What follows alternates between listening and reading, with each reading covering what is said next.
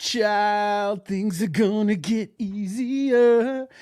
Ooh, child, things will get brighter. That's right, things will get brighter for Caleb Meir on the season finale of Starfleet Academy. My name is Captain Schaff. I am 1/3 of the bridge crew of the USS Treknopod.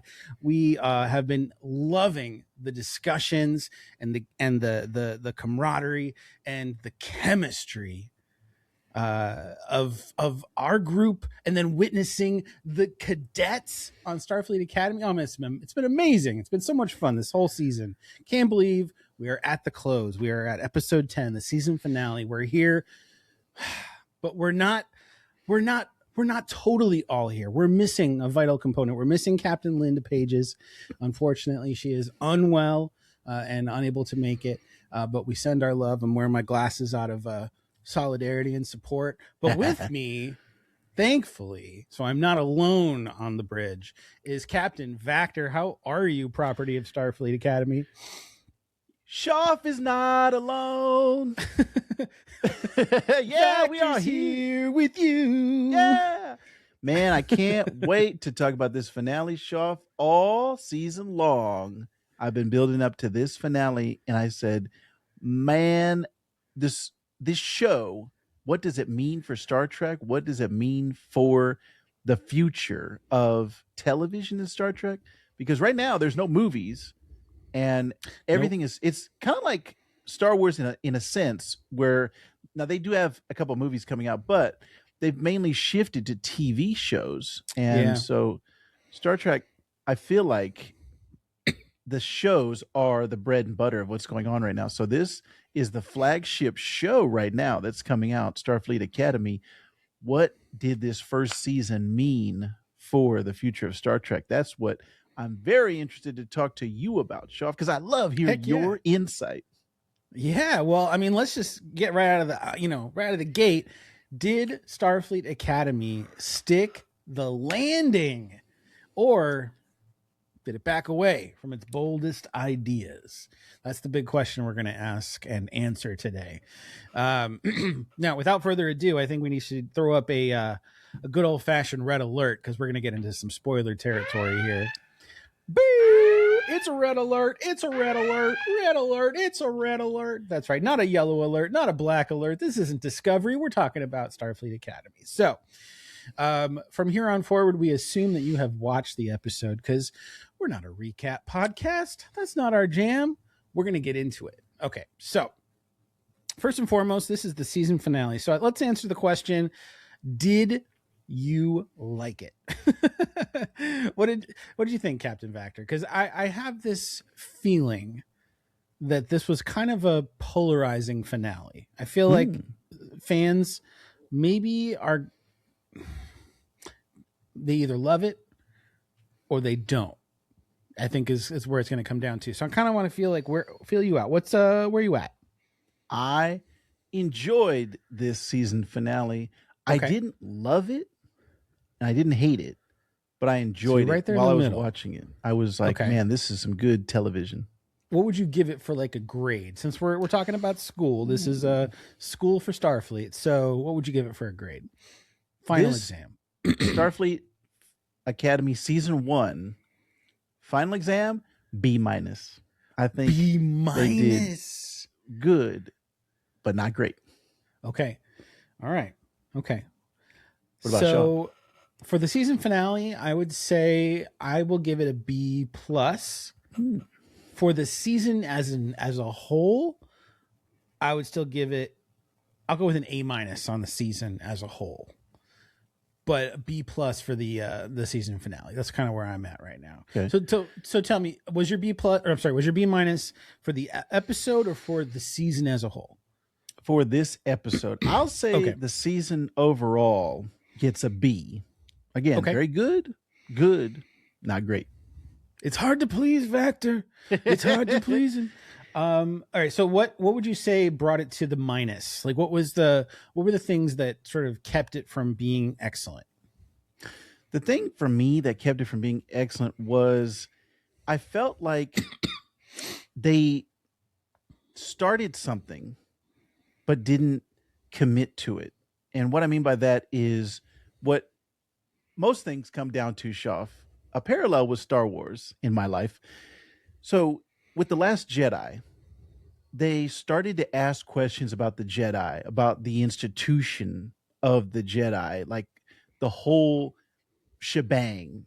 Do we need the Jedi? Are the Jedi, were they a good thing for the galaxy overall? And where does the next generation of Jedi lead to after The Last Jedi? Right. And much like The Last Jedi, I think Starfleet Academy also does a thing where they kind of flirted with, hey, is Starfleet overall good? Or, are they bombing people? Are they doing things after the burn that maybe weren't as great as they should be?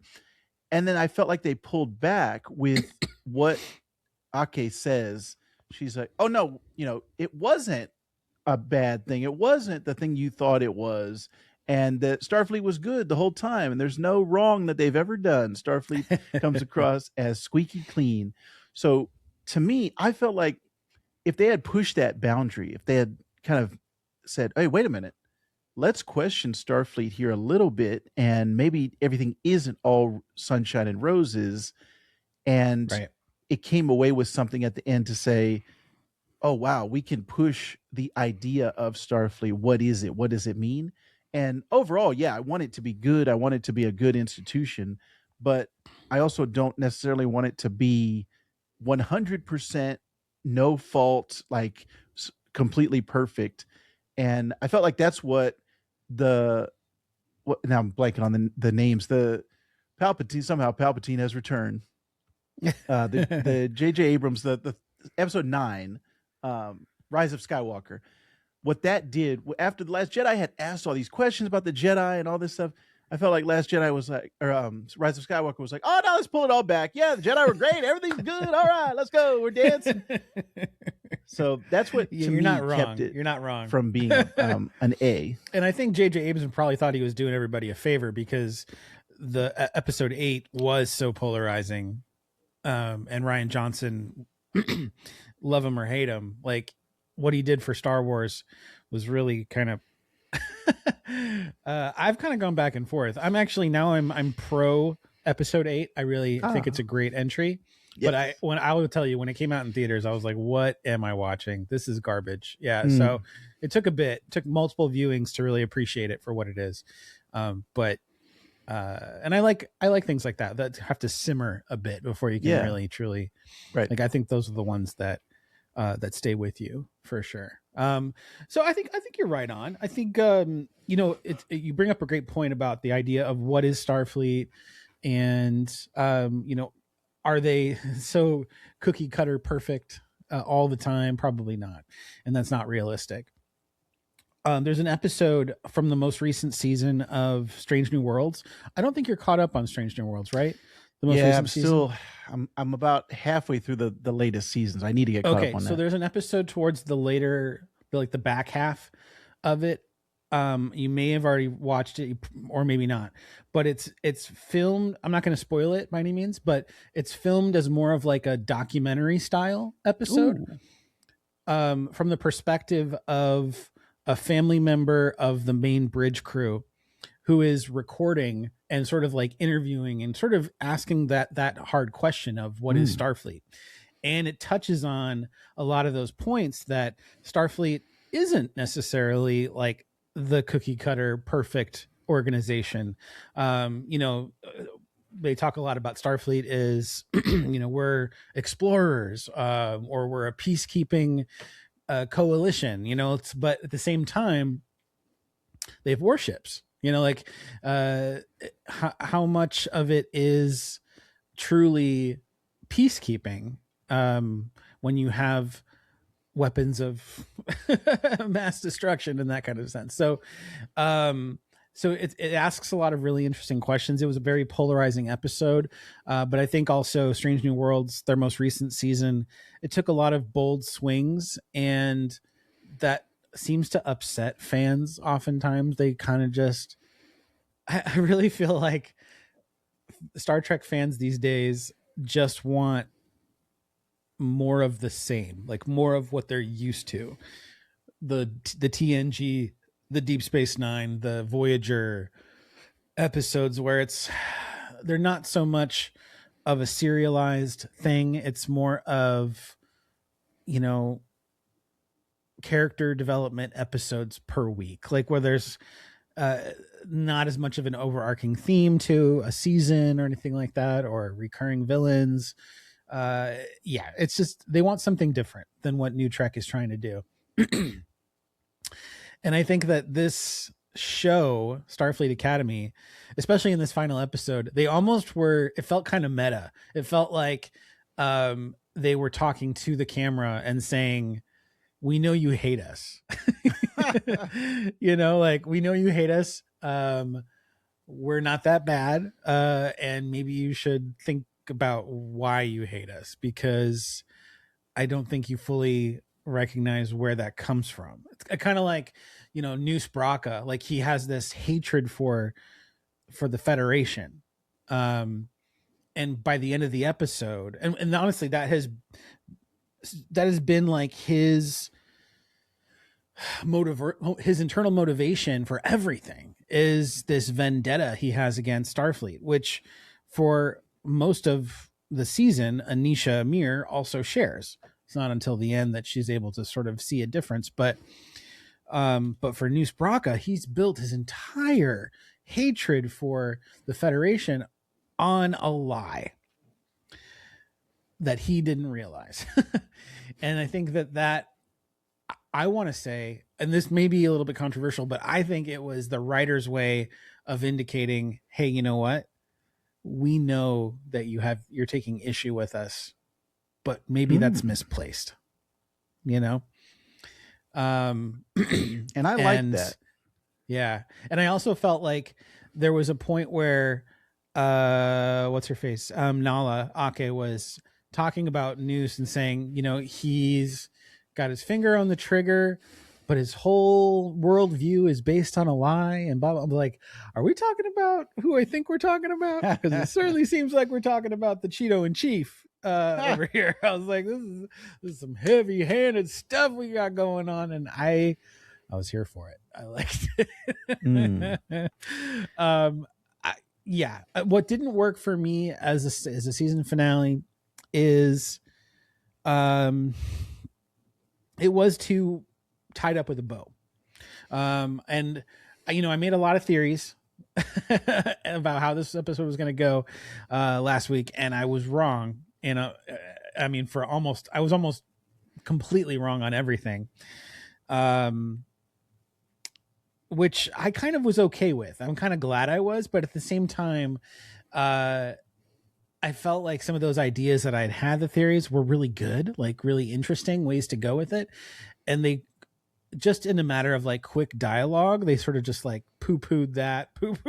Like Admiral Vance was like, yeah, Discovery can't do it either. It was just like a quick throwaway. It was like, I had this whole theory Discovery was going to save the day. Actually, it was like he read my theory, was like, nah, sorry, Shaf. It's not going to work. Was that satisfying to you, or do you feel like it was a cop-out, like being a one sentence explanation for that, the Discovery mycelial network? Yeah. What did you think about that? Like, I can appreciate it, and I also was maybe a little annoyed by it. I would say it's like, I can appreciate that they can explain it away through tech and just say it's not going to work. I can understand why they would make that decision, because they don't necessarily want Discovery to be the savior of Starfleet Academy. They need the cadets to save their own academy. So they can't really have a hero ship, like a legacy ship like that, factor into the episode. There is a very, very brief cameo that Discovery makes in the final like minute of the episode, in like the big window, but I mean, it's a blink and you miss it type cameo. I can't even believe they put it in there. It's so small. But as far as like a little bit aggravating, just in the sense that I don't think the science lines up. I think the nature of Discovery really would have been a vital component. I think they could have explained it better if Nus Braca himself had indicated that he was prepared for that, like prepared for the mycelial drive, and like his Omega weapons were protected against something like that. Like rather than hearing it from Vance, I think I would have preferred it was something that Nus had essentially just prepared for, that he was that smart about that. That would have, I think, sold me on it more than Vance kind of giving like a throwaway line.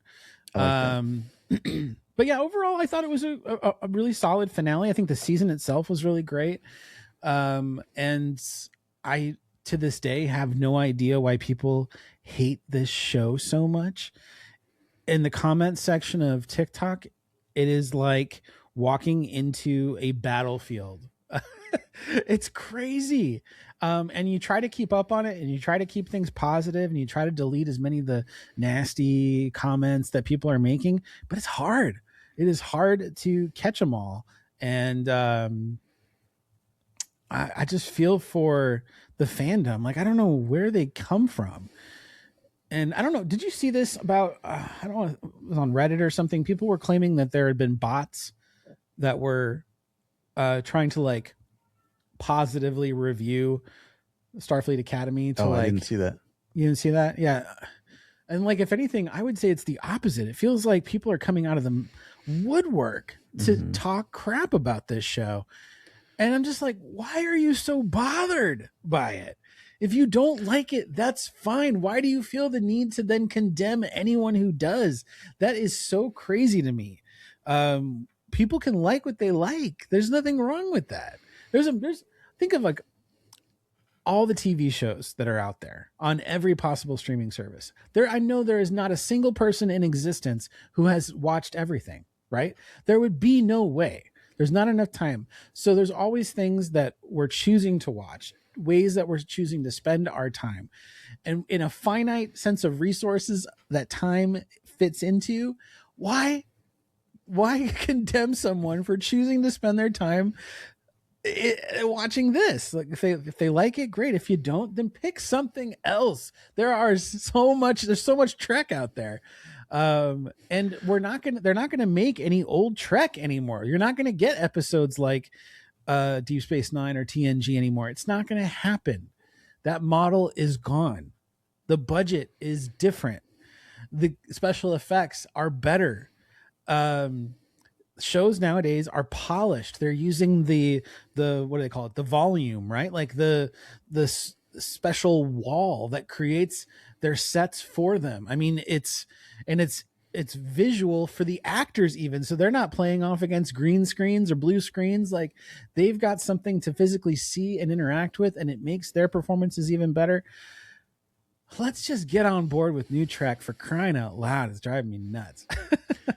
Yeah, and like I said, to tie it back to Star Wars, once again, this is the exact feeling I had, and you and I both reviewed The Acolyte on my Star Wars channel. Academy and Acolyte, so similar in terms of the toxic fandoms. It's crazy. And the sentiment on both sides was, we don't want this. This is, the new thing, and we want the old thing.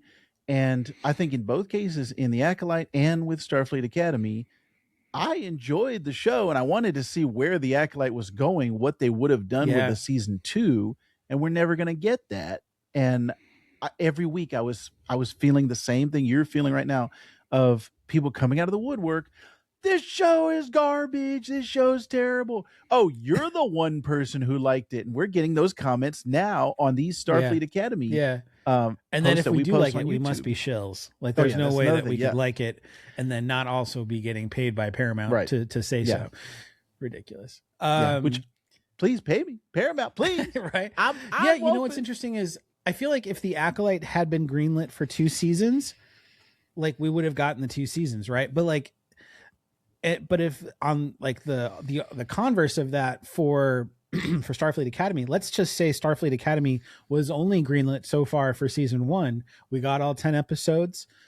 I would be concerned. I would be concerned for the future of this show, just like we were concerned about the future of Acolyte, because the fans have been so outspoken about it.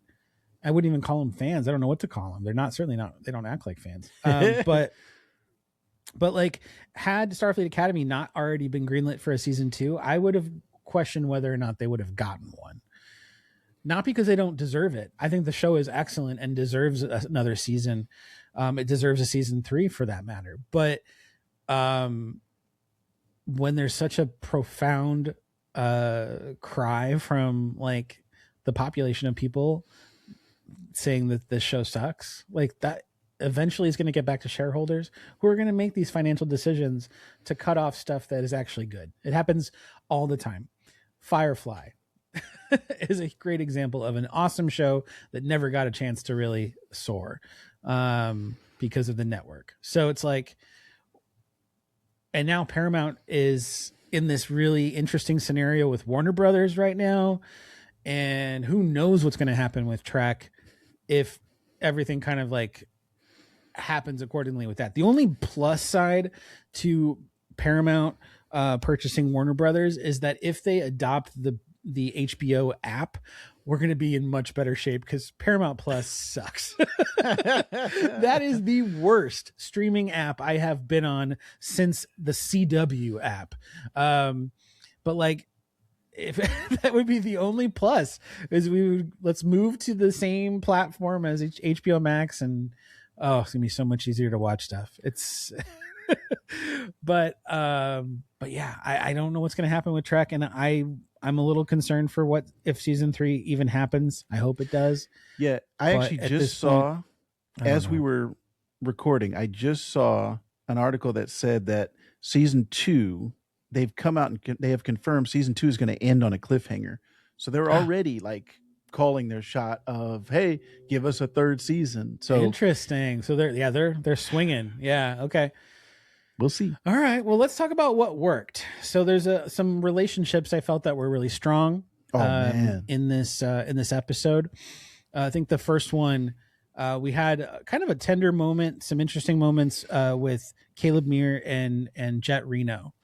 I love Jet Reno. Yes. Honestly, this was her episode. In my opinion. I was going to say, she was the MVP of this episode for me. Totally. She perfectly blended being a captain and being a teacher. And she made it look so effortless. She was such a freaking pro. Loved every second of it. And just seeing her interactions with Caleb, giving him the confidence. I thought that was great. And also, doesn't it feel like Caleb is heading down like an engineering path? Like if he hasn't really like declared his division, but it certainly seems like it's going to be like engineering or ops or something like that. Yeah, I would say 100%. Yeah. We also go ahead. I'm sorry. The Caleb's, not only his interactions with Jet, that little I think this was kind of a nod to us as well when he said the pressure's at 0.86, right where it's supposed to be. I felt like he was almost saying he was where he was supposed to be. He's with the crew. He's with the cadet, like all the, he's with Starfleet. This is where he belongs. Now I could just be reading into that, but I feel like that pays off his whole season arc of where he started at the beginning, didn't want to be there. He's only looking for his mom. We saw him find his mom, but then still go back for the other cadets. And Jet pointed out, like, you are the only, I've seen how many people, and you are probably the only person who would have done that. Most people would have been gone. So I like Caleb's arc for this whole season. Mm-hmm. It really does feel like, we got a special moment between Genesis and Sam. Genesis, let's take for a moment. Genesis got to take the seat. She got the chair. She got to sit down and be captain. I want to ask you about this because I had this kind of spoiled for me. There was a ton of blowback about her pee joke. She got her moment, this is her arc. Like, she's a captain. Like, this is this is the biggest moment of her life. And then they undercut it with a pee joke and then cut to whatever. So a lot of people were like, why did they do that to her? Like, this is her moment. And then you cut to this weird pee joke. Did you, in that moment, did you laugh and did you like it? Or did you feel like a lot of these people online where it was like, it felt like it undercut her moment that she had? I guess I could see it both ways. When I was watching it, I didn't feel like it was undercut, but but I've always felt that she was deserving of the chair. Like, Yes. like I always thought that that was her trajectory. But I Mhm. guess to me, if you're going to interrupt that moment, that to me implies that there is an understanding from the writing perspective that she herself, although she was given the chair, she's not necessarily ready for the chair. And I think that the aspect of needing to go to the bathroom is like a demonstration of, oh, I'm not prepared for this. Mm. Because if I was, I would have already taken my potty break. It's Right. like, to me, it's like, it's just another way to like another layer of, okay, this is where you're headed. Right. You're going to get a glimpse and a taste of it now, but you're really not ready for it. Totally. Right. So that's kind of, that's why I was able to justify it, I think. But I could see that. I could see that being like, people When I feel saw like it, maybe she was robbed a little bit. I don't know. when I got to it, I was like, wait. I mean, the joke itself to me was fine. It wasn't really funny to me. It wasn't like laugh out loud. Like, I didn't think that was hilarious. But Yeah. knowing it was coming, also I was like, I was waiting for it. And then when I got to it, I was like, oh, this is what everybody's really upset about. I can see that undercut, like you said, I can see there is that element to it, but it didn't like, I didn't hate that moment. I was like, that joke didn't land for me. All right, on to the next one. So I kind of wish either there was more comedy, there was more humor throughout the episode, because to me it felt like it took a different tone from the rest of the episode. Like, I didn't feel like there was more humor in it as much as this one piece of levity. But I think if I thought the joke was funnier, then it would have been it. I would have been like, oh yeah, that's they're making way too big a deal. But for me, I'm like, it was just a meh. It was a joke that didn't land for me. That was it. I laughed. I thought it was fun. I'm easy to please. But yeah, we got to see the cadets stepping into their real roles. So it seems like Darum is going to be a pilot. He'll be in like a navigator of sorts. We've got Sam in like a science officer type function, which makes perfect sense. And then obviously Genesis at the con, sitting in the captain's chair. We've got Caleb engineering. We've got Tarima communications science officer, I would say. I don't think she's declared either. I think her and Caleb both have the same like silver band, which sort of indicates that they're undeclared at this point. So I loved Captain Reno's warp phrase.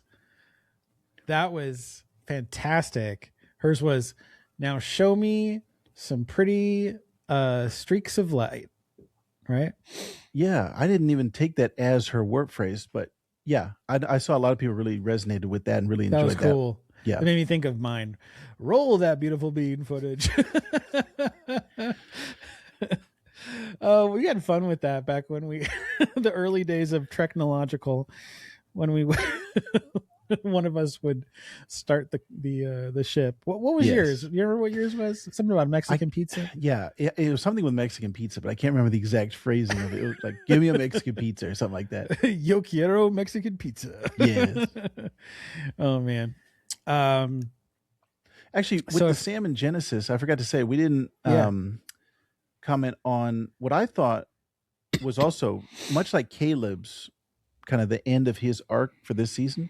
The Sam arc, and we talked about it a little bit in the last one, I feel like her resolution of trauma changes you, and the people worth keeping are the ones who we love, and like the people that we are now versus the people that we were.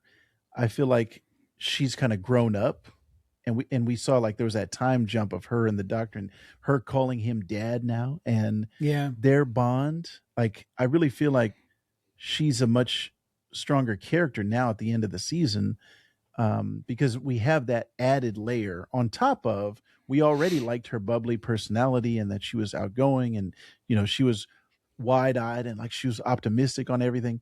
But now we also have this as well, like that we have those two layers on top of each other, and I feel like she's a stronger character now than she was at the start of the season. So I really like that as well. So you really had to go on this journey for this whole season to understand these characters. Like, we at the beginning of the season, if people are writing all these characters off, it's like, well, you haven't gone on a journey yet with them. You haven't seen Yeah. what they Yeah. can become. So now that we're at the season, or we're at the finale, I should say, now I feel like we're in a much stronger place.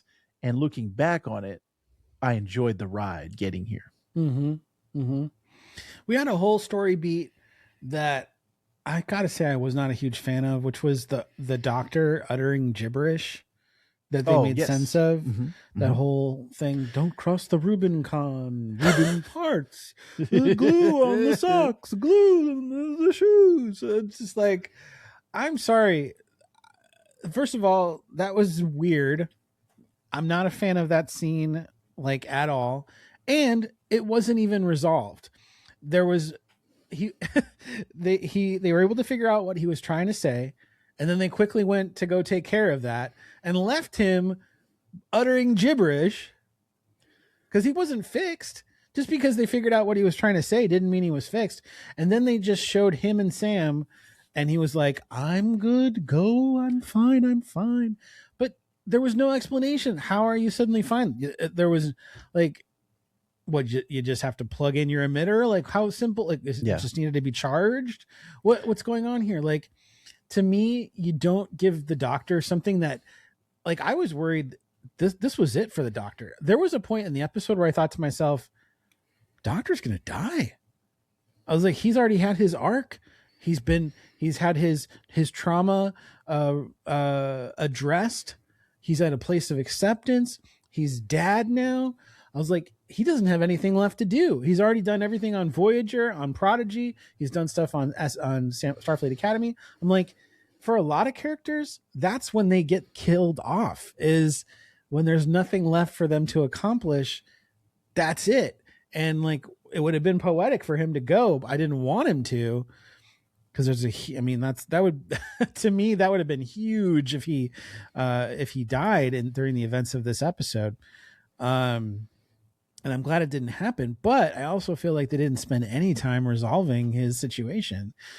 And maybe a scene got cut from the show. I don't know, but to me, it just felt too wrapped up nicely without any explanation, because it was something that affected him almost half of the episode. Mm-hmm. And then it was just solved off screen like that. I don't like that kind of stuff. That bothers me. He was largely sidelined after that. He had such a huge role in getting them out of the situation that they were in. And like you said, the gibberish, it was like building and building and building, and then it's done. So I actually liked that. I just don't like the resolution and the payoff of that being kind of swept aside. I wish they had kind of leaned into that a little bit more. Like you said, it could have been cut for time. We don't know specifically. But I also would have liked the characters finding out a little bit more. Like, it seemed like they were passive and they didn't know what was going on. And I wanted more like him pointing to things, like him trying to be physical.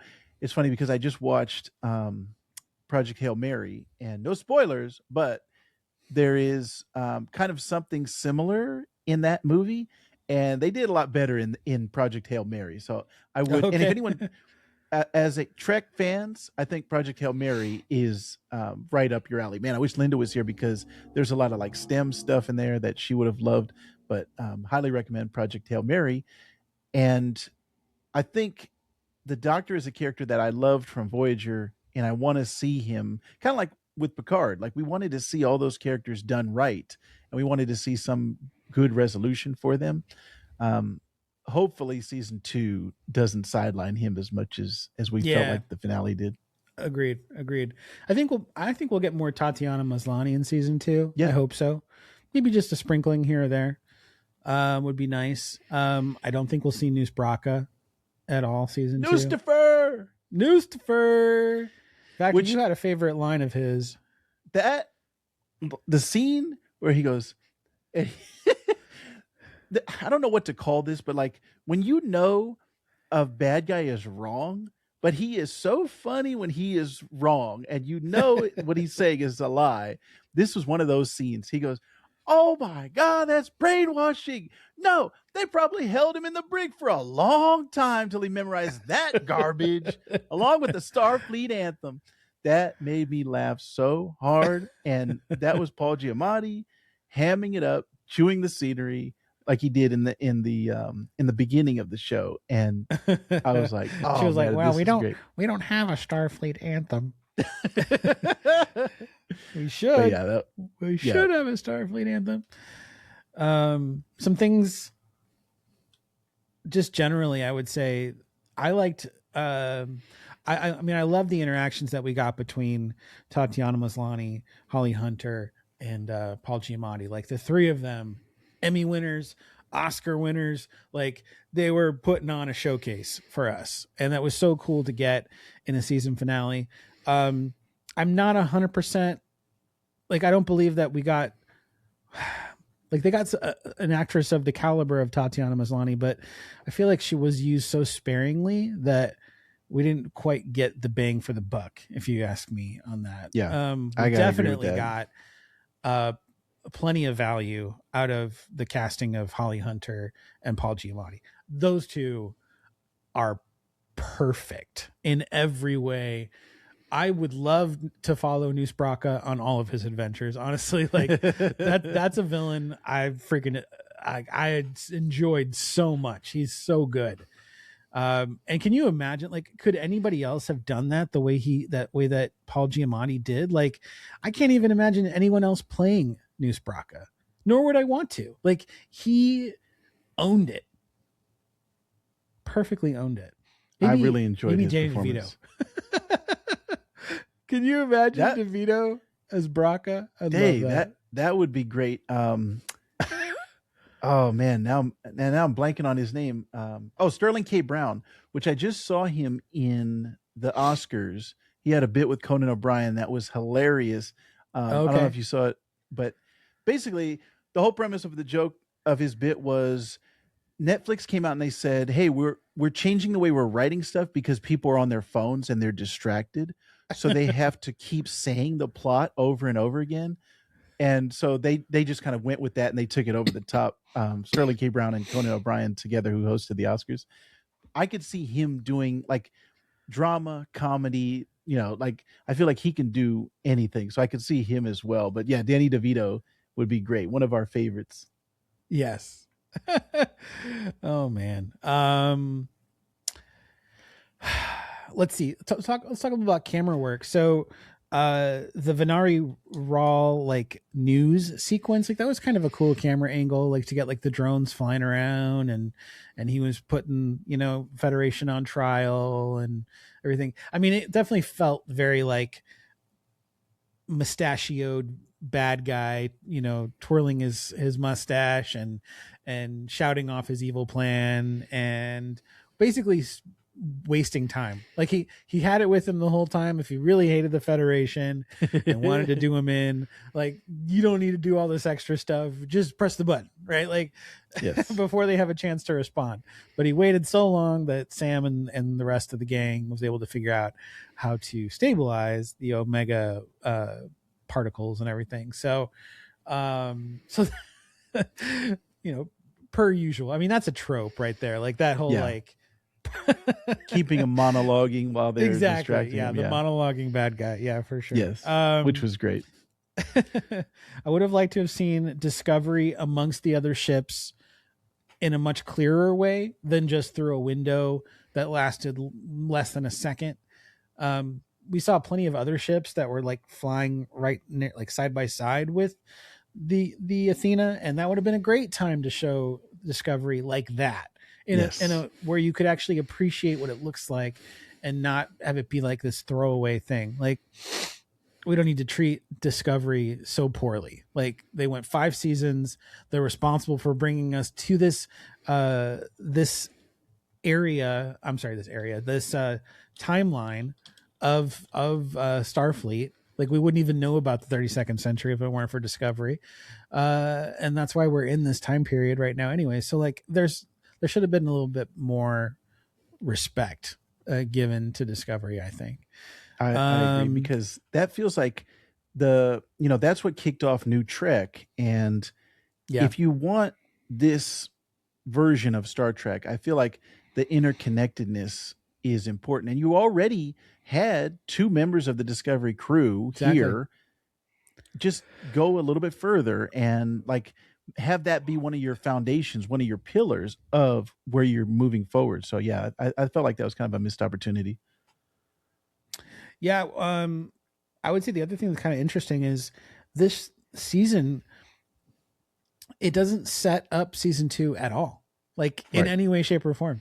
I mean, granted, other than knowing that they're going into it with the friendships that they've built, maybe the relationships, I was expecting to see at least Kyle at the end there with Jaden, like, and there was none of that. It's like the War College almost doesn't even exist anymore. It's really weird. We saw them in we saw Kyle briefly in that Cosine episode, and that was the last time we saw him. And I'm just like, why are you creating these relationships if you're not going to show them together anymore? I don't know. Yeah. Felt like just too many storylines. They just didn't have enough time to And if you want Jaden and Darum to be a thing, like, like the last few episodes, it doesn't feel like that's the case. Right. So I don't know. Maybe in season 2 we'll see, like, they'll see the fans' reactions and maybe they'll lean into that a little bit. Yeah. I'm hoping. Just let's talk about season 2 in general. Like, what are your hopes? What do you want to see? If you could pick some things for them to explore. Yeah, I'd love to see more of the core cadets leaning on each other and having to work together and feeling more like what I felt with the TNG crew. That to me is like the gold standard of this crew cannot function without every piece in the every cog in the wheel. So I want the cadets to feel like that for Starfleet Academy, where like you said, they're transitioning into their roles of engineer, all these things. I'd like to see that kind of further play out. And by the end of season 2, maybe like, oh, I feel like this is a crew that is graduated and they're, is the Academy supposed to be 4 years? I don't know specifically, like, if they're trying to do like a college model, but maybe by the end of season 2, like, okay, now you guys are going out into the world, or you're going out to the universe, and here's your ship or whatever. Like, I'd like to see something along the lines of evolving them, just like we did in this first season, the arcs that everybody went on, seeing them just evolve further. That's what I want to see. Yeah.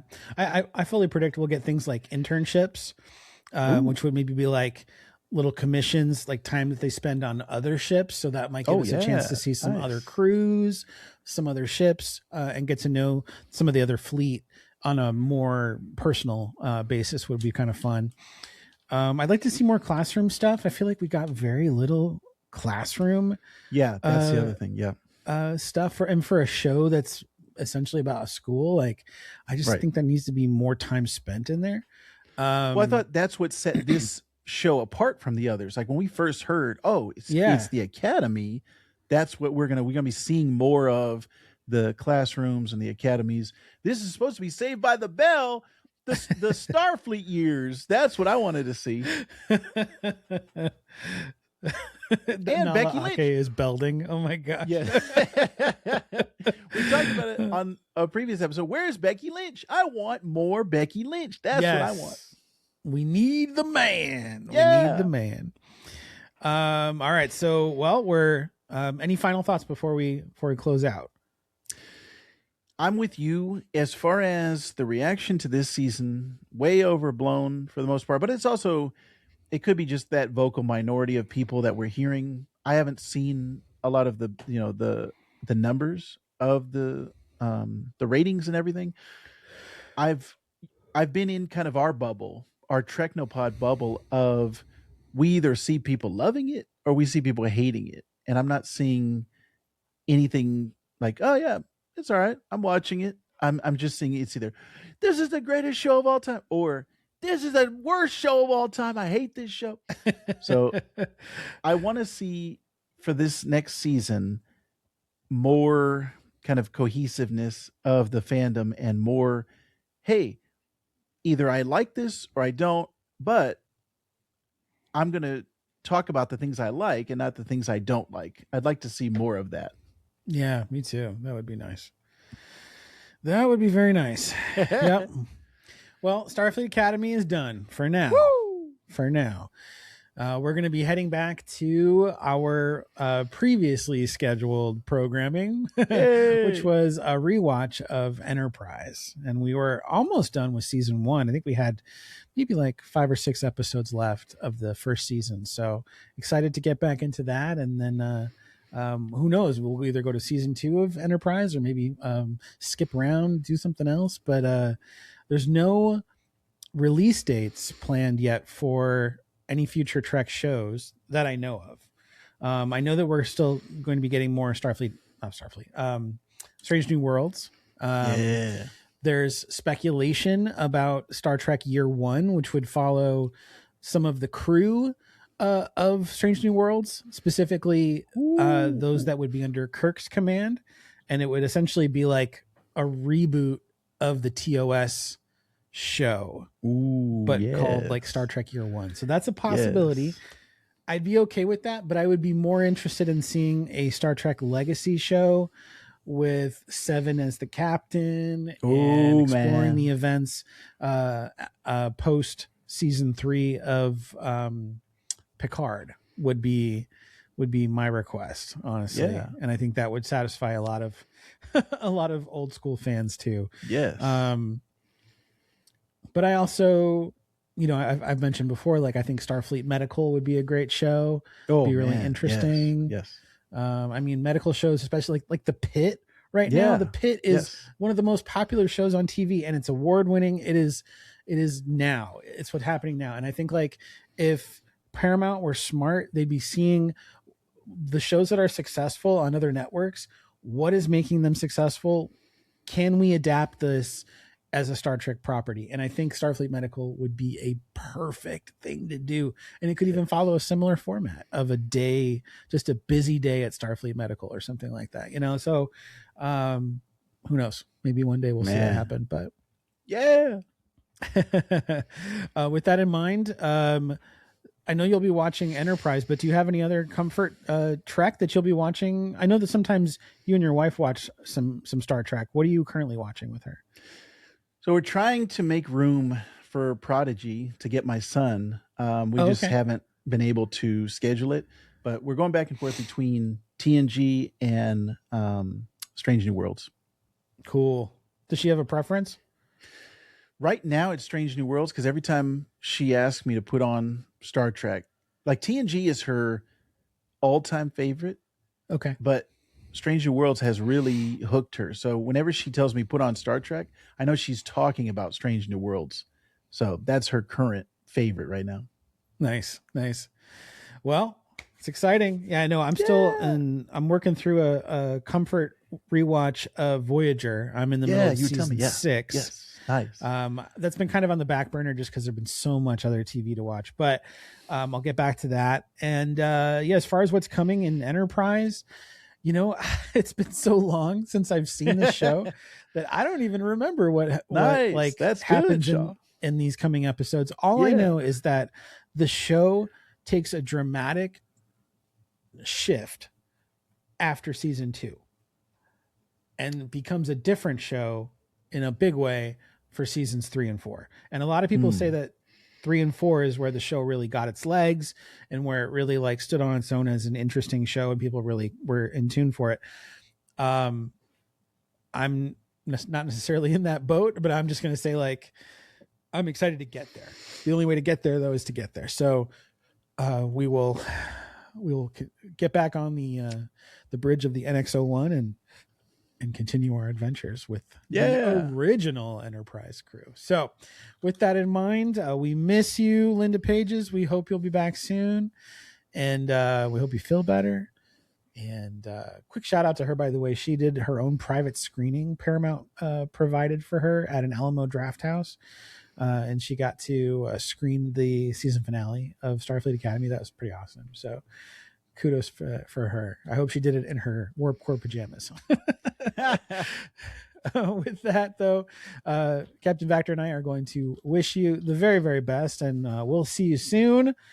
Same Trek time, same Trek channel. But until then, we hope you will live long and prosper. Beat.